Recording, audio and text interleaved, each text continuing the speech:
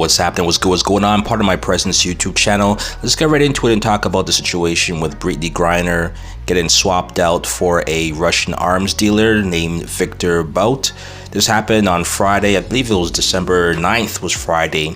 And a lot of people had a lot of things to say about it. A lot of people were critical of this decision. People were attacking the negotiation skills of Joe Biden and the Biden administration. A lot of people were also applauding Joe Biden's move to get this done and welcoming Brittney Griner home with open arms. And also a lot of people in Russia were welcoming Viktor Bout home with open arms as well too. So I want to get right into it and give my insight and my take on this whole situation and whether or not this is considered to be a fair trade, whether or not this is something that should have occurred, and whether or not we have things we can complain about in regards to this particular situation. So just a little bit of a background on Brittney Griner. She is a WNBA superstar. She is a center for the Phoenix Mercury. She won a championship in 2014. She's an 8-time WNBA All-Star, 2-time scoring champion, 8-time blocks leader, peak performer, first team, second team, 2-time WNBA Defensive Player of the Year award, and standing at 6 feet 9 inches, she is one of the few, if any, of the females who could actually dunk in the league. So if you were to, compare her to the male equivalent in the NBA, you would probably use LeBron James as the male equivalent to Brittney Griner and what she means to the WNBA. So she's big. And in the other corner, we have a man named Viktor Bout, who is a Russian arms dealer. He's a weapon manufacturer who was responsible for smuggling military-grade weapons like anti-aircraft missiles and other firearms from Eastern Europe to places like Africa and places like the Middle East during the 1990s and early 2000s. He's also been given the nickname the Merchant of Death. In 2008, Viktor Bout found himself in Thailand, where he was trying to arrange an arms deal with a Colombian operative, and apparently that Colombian operative was a US DEA informer working undercover, and Viktor found himself caught up in a US sting operation, which led to him being apprehended, brought back to the US, and in 2011 he was tried and convicted by a jury for conspiring to kill US citizens and officials, along with delivery of anti-aircraft missiles and providing aid to a terrorist organization. Now, this particular conviction led to a sentencing of a minimum of 25 years imprisonment. Now, on the flip side, in February of 2022, while trying to board a plane going back to the US, Brittney Griner was arrested for smuggling charges in Russia. Apparently, they found vaporizer cartridges in her luggage that contained less than a gram of hash oil. Apparently, she uses cannabis for medicinal purposes, and she has used cannabis before, according to reports. She's used cannabis before in Russia. However, cannabis is illegal in Russia. So as a result of finding that substance, she was detained, she was arrested, there was a trial in which she pled guilty, and she was sentenced to 9 years in prison. So when you look at these two and do a quick juxtaposition, it's pretty clear that these two are not equal in terms of the seriousness of the crimes and the detriments that they've caused based on their actions, right? One is on a worldwide, global level and violated a lot of international policies and laws and embargoes and sanctions. The other one, there's personal use of an illegal substance, right? Now, let's be clear, both laws need to be respected. Again, Russia is a different country. They have a right to their own laws as they see fit and how they want to govern their country. And if this is the law they have in place as far as cannabis being illegal, then people from the outside need to respect it. But at the same time, to negotiate an arms dealer who's imprisoned for 25 years, an arms dealer who was caught selling arms to political factions that may cause harm to either U.S. citizens or to U.S. Allies, it's pretty clear that they're apples and oranges here. So I can understand the arguments that a lot of right-wingers are making that this was a horrible deal. It makes America look weak. It makes the Biden administration look weak. And the fact that they negotiated an arms dealer called the Merchant of Death for a basketball player when there is a former military person by the name of Paul Whelan who's still locked up behind bars, and he was locked up before Brittney Griner had her issue, and he's still within the custody of the Russians. So there's a lot of people who are making some good points, but here's my counter argument to that. So the Paul Whelan angle is pretty interesting because he is a Canadian-born former U.S. Marine. He has citizenship in many countries, England, Ireland, Canada, and he was apparently dishonorably discharged by the U.S. Marines. So that's interesting to know as well, too. Now, the thing with him, he was arrested in Russia. Apparently, he was there for a wedding, but when he was apprehended, they found him with $80,000 in cash when either he was trying to leave the country or when he entered the country. Is not really clear. But as a result of that, he was accused of espionage.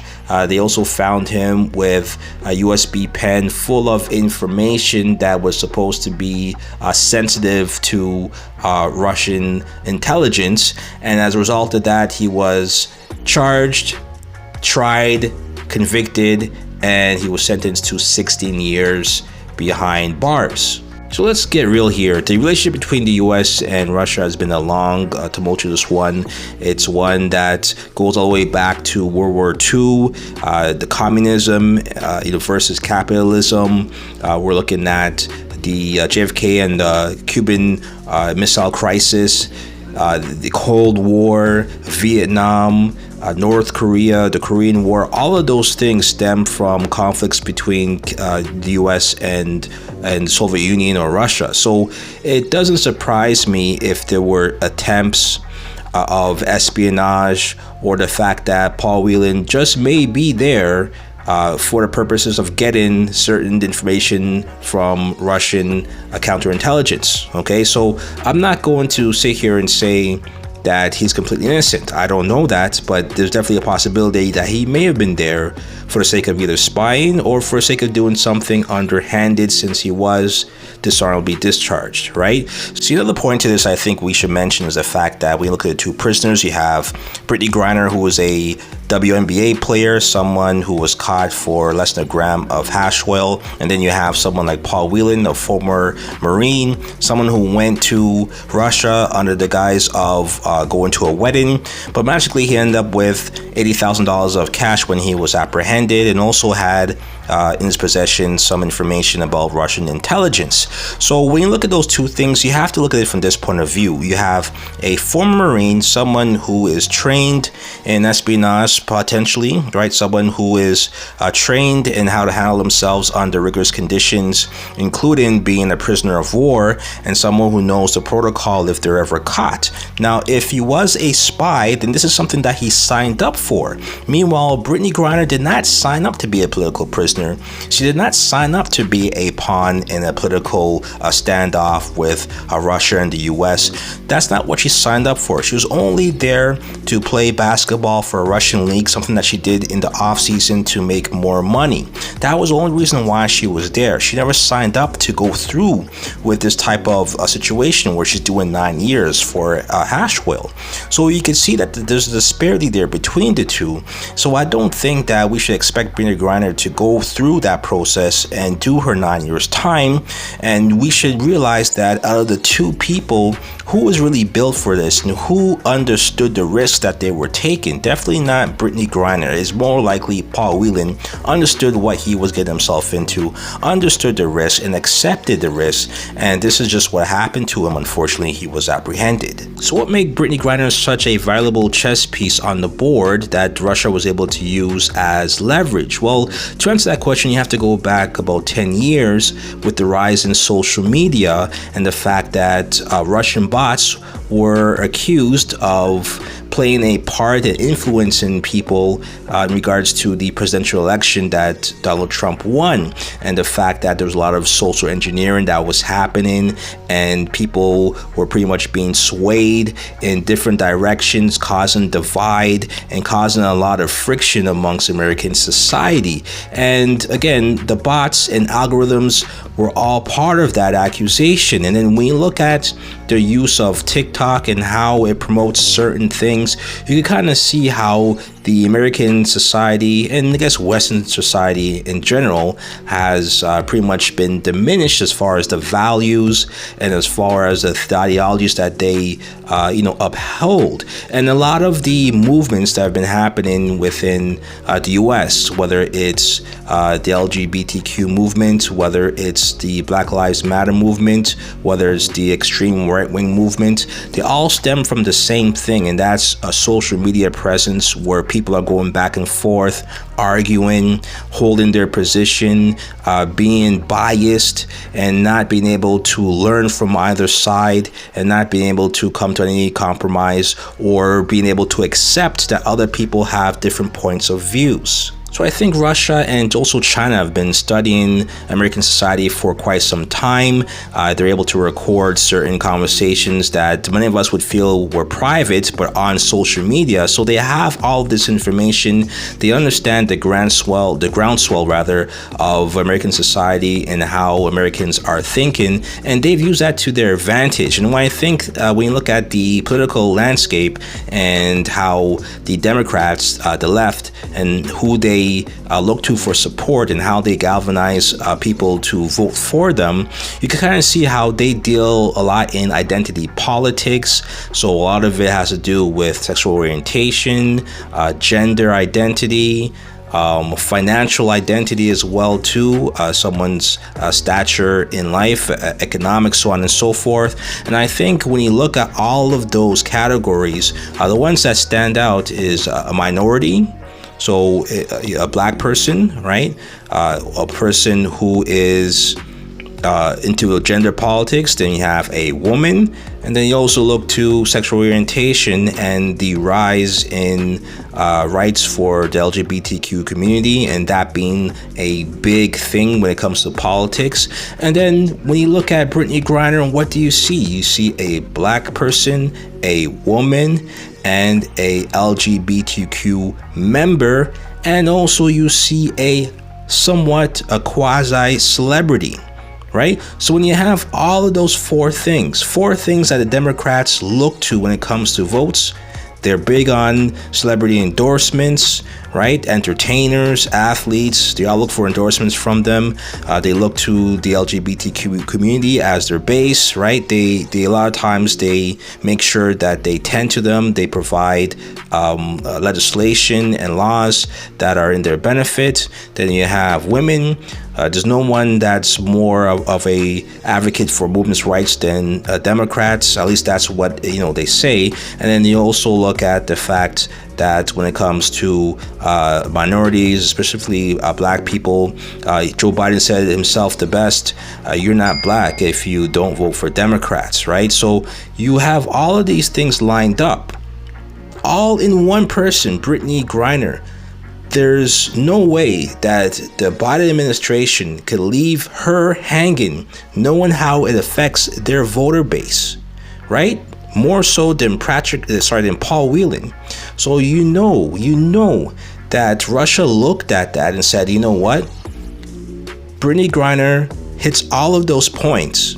She is a better chess piece than anybody else, and we could take her under this BS charge of marijuana, bring her in, hold her up as a prisoner, and get this information out there, let it hit the public, push it on social media with the Russian bots, so on and so forth. And guess what's going to happen? There's going to be a wide range of people speaking out about it, movements being created to get Brittney Griner home. There's going to be protests. There's going to be celebrities talking about it. There's going to be people in different communities, the LGBTQ community, talking about it too, all pushing for the Biden administration to do something about it. And the pressure was so big that during this time, especially during the midterms, the Democrats had to do something. And when they won the Senate and so on and so forth, and people came out in droves to vote for the Democrats, I don't think they had a choice. They had to make this deal. And Russia pretty much used this to their advantage and got what they wanted by holding up Brittney Griner. They didn't really care about Paul Whelan because Paul Whelan had no leverage in this case, because I don't think there was enough outspokenness about Paul Whelan. I think people forgot about Paul Whelan still being in Russian custody. On top of that, the reason why Paul Whelan was there is probably a worse offense than why Brittney Griner was there. And I think that's what it all comes down to. I don't think Biden had much of a choice but to get Brittney Griner home, because she didn't sign up for any of these things. She did not sign up to be a political pawn in this chess game. And as a result of that, she didn't sign up to take this risks. I think it was best that Joe Biden made this move to bring her home. So, I mean, that's what I think. You let me know how you feel about this. Do you think that this was a good deal? Do you think that Brittney Griner did the crime, so she must do the time? Or do you feel that Russia used her to gain leverage, because in most circumstances, if there was a good relationship between Russia and the US, or if there was not a war going on, or if there weren't any political prisoners trapped in a US prison like Viktor Bout, would Russia hold up Brittney Griner for that particular purpose? We don't know, but I think it's safe to say that the Biden administration really had no choice but to make this deal.